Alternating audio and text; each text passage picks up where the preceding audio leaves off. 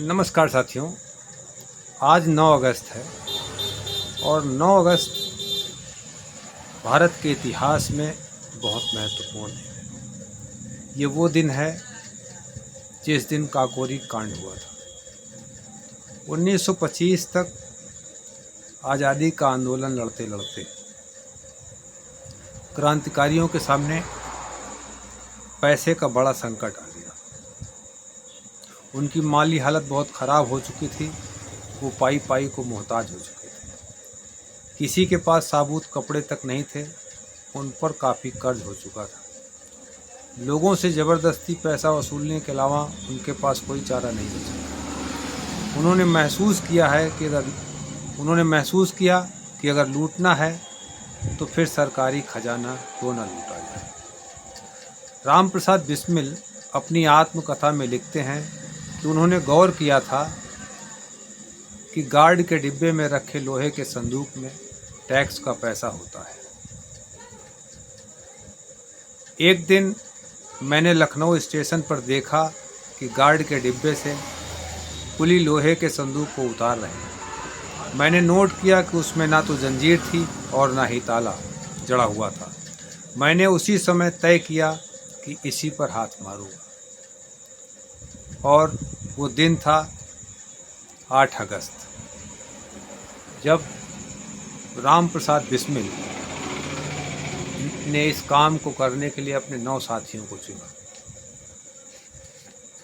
राम प्रसाद बिस्मिल के साथ उसमें राजेंद्र लाहिड़ी थे, रोशन सिंह थे, सचिंद्र बख्शी थे, अशफाक उल्ला खां थे, मुकुंदी लाल थे, मनमथ नाथ गुप्त थे, मुरारी शर्मा, बनवारी लाल और चंद्रशेखर आजाद।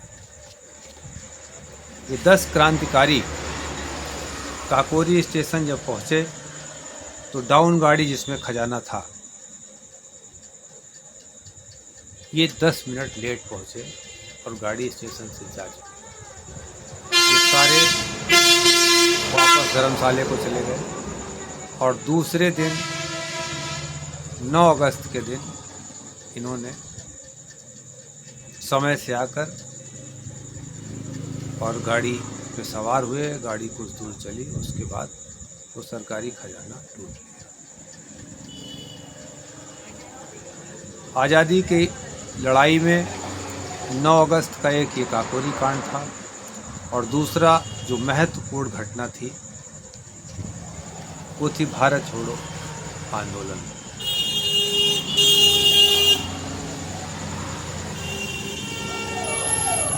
नौ अगस्त के बारे में राम मनोहर लोहिया ने 1942 में के बाद 25 वर्ष बीतने के बाद उन्होंने एक लेख लिखा।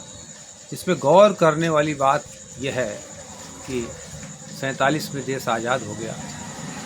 लगभग आज़ादी के 20 साल बाद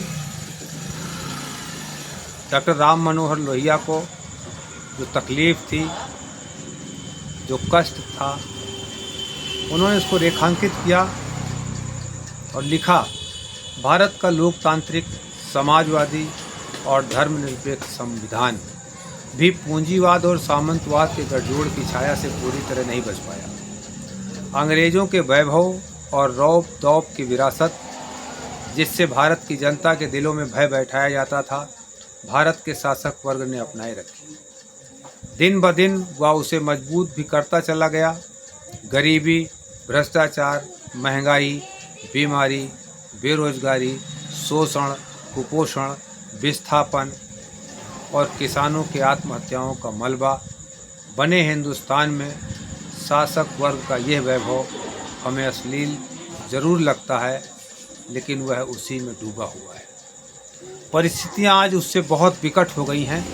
ये चिंता डॉक्टर राम मनोहर लोहिया की थी कि शासक वर्ग से आज राजनेताओं में, यहाँ तक कि ग्राम पंचायतों से लेकर और मंत्री स्तर तक ये व्यापक रूप से एक नया सामंतवाद भारत पर हावी हो गया।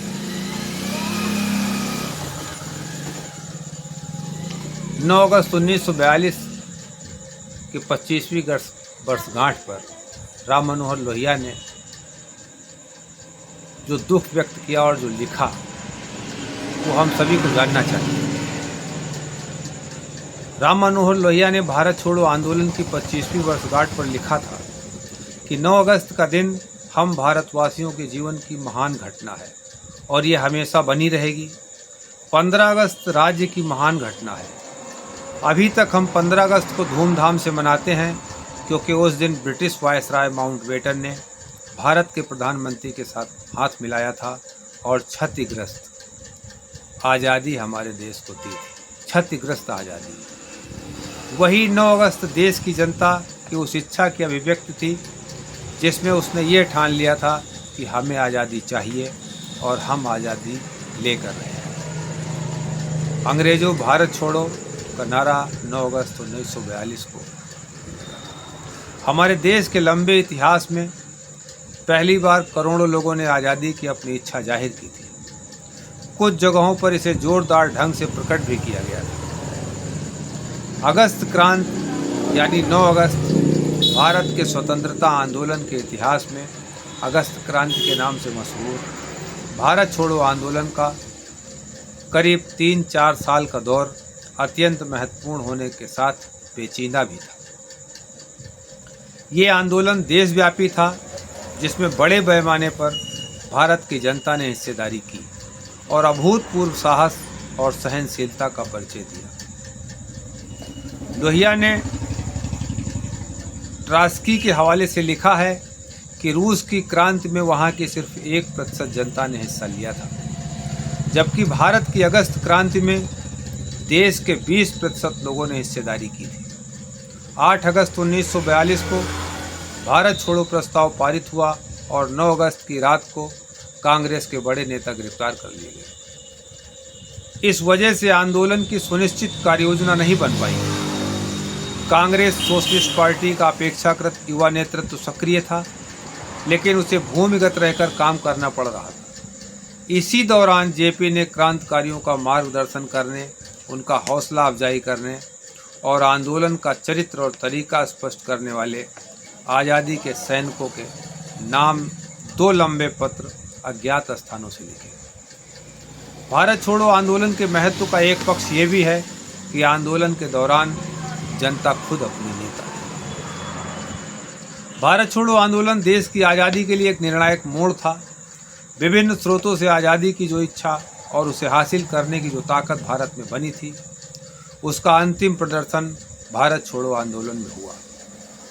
आंदोलन ने इस बात पर निर्णय किया गया कि आज़ादी की इच्छा में भले ही नेताओं का भी साथ था, लेकिन उसे हासिल करने की ताकत निर्णायक रूप से जनता की थी। ये ध्यान देने की बात है कि गांधी जी ने आंदोलन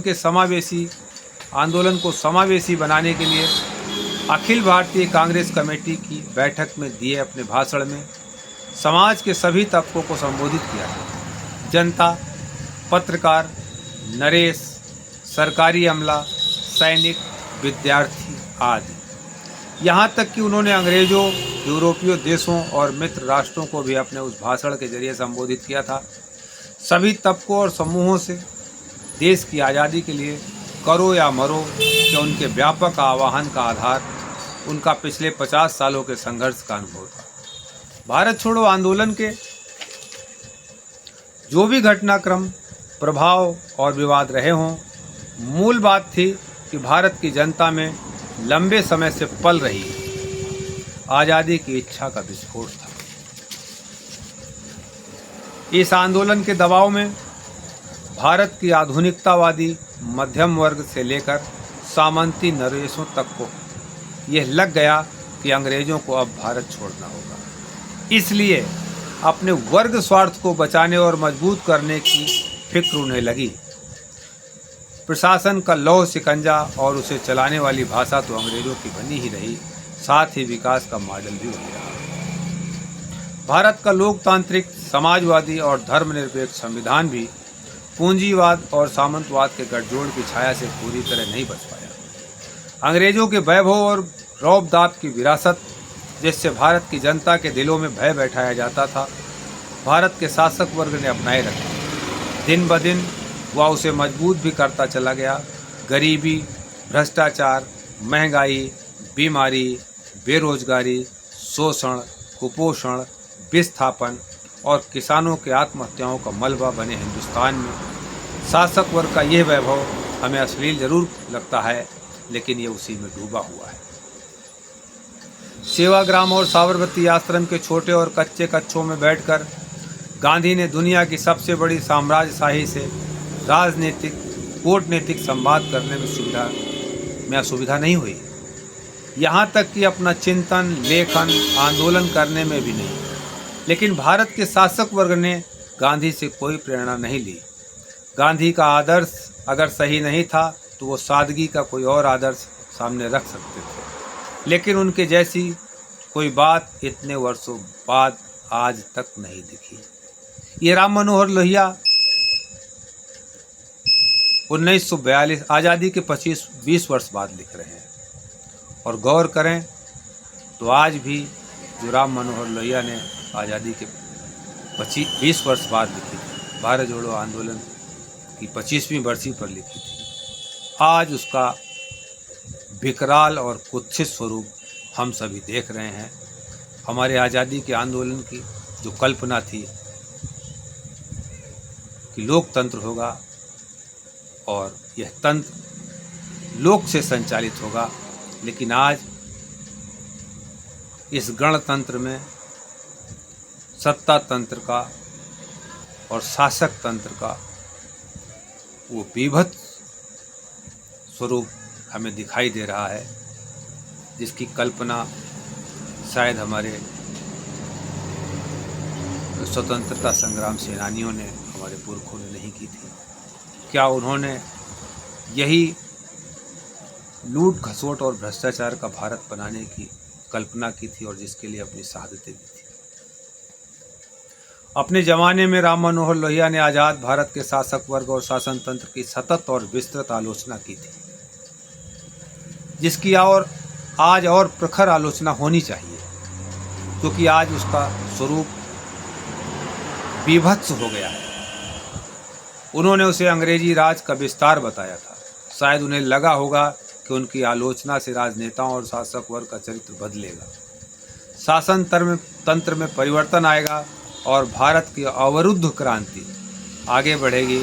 लेकिन इतने सालों बाद भी उनके इस कथन का जरा सा भी असर हमारे शासक वर्ग में नहीं हुआ। आज जब हम अगस्त क्रांति की 83वीं सालगिरह मना रहे हैं तो सोचें कि क्या हम जनता के पक्ष मजबूत करना चाहते हैं, या स्वतंत्रता आंदोलन के प्रेरणा, प्रतीकों, प्रसंगों और विभूतियों का उत्सव मनाकर उनके सार तत्व को खत्म कर देना चाहते हैं। ये ध्यान देने योग्य बात है कि जब हम उत्सव मनाते हैं तो उत्सव के आवेश में, आवेग में हम कई बार उसके मूल उद्देश्य को भूल जाते हैं। जैसे दीपावली में पटाखों के धुओं और आवाज़ में प्रकाशोत्सव का पर्व हम कहीं न कहीं फीका करते हैं। होली में हुड़दंगई, दूसरों को प्रताड़ित करना, उनके कपड़े फाड़ देना, हम उस त्यौहार की सरलता, सरसता, आत्मीयता को भंग करते हैं। उसी तरह राम मनोहर लोहिया ने ये संदर्भ लिखा, हम जनता का पक्ष मजबूत करना चाहते हैं क्या, या स्वतंत्रता आंदोलन से प्रेरणा, प्रतीकों, प्रसंगों और विभूतियों का उत्सव मनाकर उनके सार तत्व को खत्म कर देना चाहते हैं। हर जागरूक भारतीय का आज यही प्रश्न है। 9 अगस्त क्रांति, भारत छोड़ो आंदोलन की इस 83वीं बरसी पर हम अपने स्वतंत्रता संग्राम सेनानियों को, पूर्वजों को नमन करते हैं, श्रद्धांजलि देते हैं। और ये चुनौती जो डॉक्टर राम मनोहर लोहिया ने आज़ादी के 20 वर्ष बाद लिखी थी, हम उसको आत्मसात करते हैं और देश के हर जागरूक नागरिक से निवेदन करते हैं कि आइए हम अपने आज़ादी के मूल्यों के लिए अब एक नया संघर्ष और तेज करेंगे। धन्यवाद।